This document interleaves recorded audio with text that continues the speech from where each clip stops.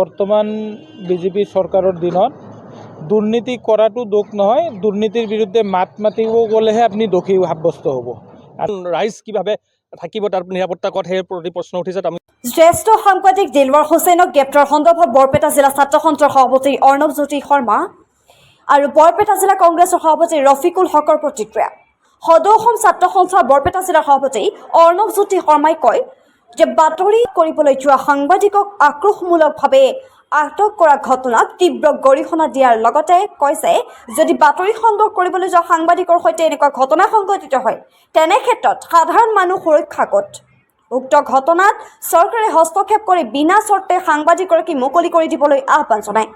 BJP চৰকাৰৰ দিনত দুৰ্নীতি কৰাটো অপৰাধ নহয়, দুৰ্নীতিৰ বিৰুদ্ধে মাত মতাটো অপৰাধ। ইয়াৰ এটা ডাঙৰ প্ৰমাণ হ'ল যে যোৱাকালিৰ সাংবাদিক গ্ৰেপ্তাৰ ঘটনাটোৱে। আনকি উক্ত ঘটনাৰ বিৰুদ্ধে প্ৰতিবাদ কৰিবলৈ যোৱা সাংবাদিকসকলৰ সৈতে আৰক্ষীৰ বাক বিতণ্ডাৰ পৰ্যন্ত হৈছিল। উক্ত ঘটনাক তীব্ৰ গৰিহণা জনাই বৰপেটা জিলা কংগ্ৰেছৰ সভাপতি ৰফিকুল হকে। তেখেতে কয় যে অন্তত সাংবাদিকসকলক স্বতন্ত্ৰভাৱে বাতৰি পৰিৱেশন কৰিব দিয়ক, সাংবাদিকৰ ওপৰত হিটলাৰী শাসন বন্ধ কৰিবলৈ আহ্বান জনায়। নিউজ ডেস্ক অসম ক্ৰান্তি সংবাদ। হয়, সংবাদ সংগ্ৰহ কৰিবলৈ যোৱা সাংবাদিক দিলৱাৰ হুছেইন মজুমদাৰক যে আক্ৰমণমূলকভাৱে আটক কৰিছে তাক আমি ছাত্ৰ সন্থাই তীব্ৰ ভাষাৰে গৰিহণা দিছোঁ। আৰু গণতন্ত্ৰ চতুৰ্থ স্তম্ভৰ প্ৰতি যদি আজি এই ধৰণৰ ভাবুকি আহি পৰে তো আগন্তুক দিনত সাংবাদিকসকলে কিভাৱে বাতৰি সংগ্ৰহ কৰিব তাক প্ৰতি লক্ষণ হৈ উঠিছে। সাধাৰণ ৰাইজ কিভাৱে থাকিব তাৰ নিৰাপত্তা ক'ত সেই প্ৰতি প্ৰশ্ন উঠিছে। আমি ছাত্ৰ সন্থাই অতি শীঘ্ৰে দিলৱাৰ হুছেইন মজুমদাৰক অতি শীঘ্ৰে মুক্তি দিবলৈ আমি চৰকাৰ প্ৰশাসনক আমি দাবী উত্থাপন কৰিছোঁ। এইটো অতি এটা দুৰ্ভাগ্যজনক এটা ঘটনা যোৱাকালি সংঘটিত হৈছে গুৱাহাটীত।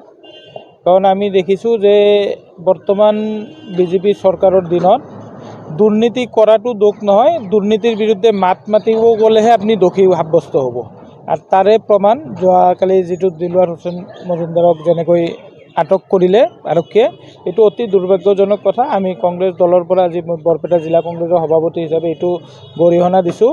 আৰু মই এই চৰকাৰক মই আহ্বান জনাম যে তেওঁলোকে কমচে কম যিখিনি আগত আছিল যে সাংবাদিকখিনিক কমচে কম তেওঁলোকে স্বতন্ত্ৰভাৱে নিউজ কৰাৰ সুবিধা দিব লাগে, সেইখিনিৰ ওপৰত তেওঁলোকে নিজৰ হিটলাৰী শাসন চলাব নালাগে। আজি এতিয়া মই এটা কথাই ক'ম যে যিখিনি এই বিজেপি চৰকাৰে কৰি আছে কমপ্লিট তেওঁলোকে যেতিয়া আমাৰ দেশ ইংৰাজৰ শাসনৰ অধীনত আছিল তেওঁলোকে যেনেকৈ এটা দমন নীতি ব্যৱহাৰ কৰিছিল, এতিয়া এই বিজেপি চৰকাৰে ঠিক একেধৰণে দমন নীতি ব্যৱহাৰ কৰি আছে। কোনোবাই প্ৰতিবাদ কৰিলে তেওঁক আটক কৰিব, তেওঁক পুলিচ ED CBI দি হাৰাশাস্তি কৰিব, আৰু যিসকল দুৰ্নীতি কৰি আছে তেওঁলোকে অবৈধ গতিত এই দুৰ্নীতি কৰি থাকিব আৰু চৰকাৰৰ পৰা তেওঁলোকক সকলো ধৰণৰ ৰক্ষণাবেক্ষণ দিয়া হ'ব। এইটোৱে আজিৰ অসমত চলি আছে আৰু এইটো অতি দুৰ্ভাগ্যজনক। আৰু এনেকৈ যদি চলি থাকে তেতিয়াহ'লে মই ভাবোঁ যে আমাৰ ভৱিষ্যত প্ৰজন্মই হওক আৰু অসমৰো ভৱিষ্যত এটা খুব বেয়াৰ দিশে গৈ আছে।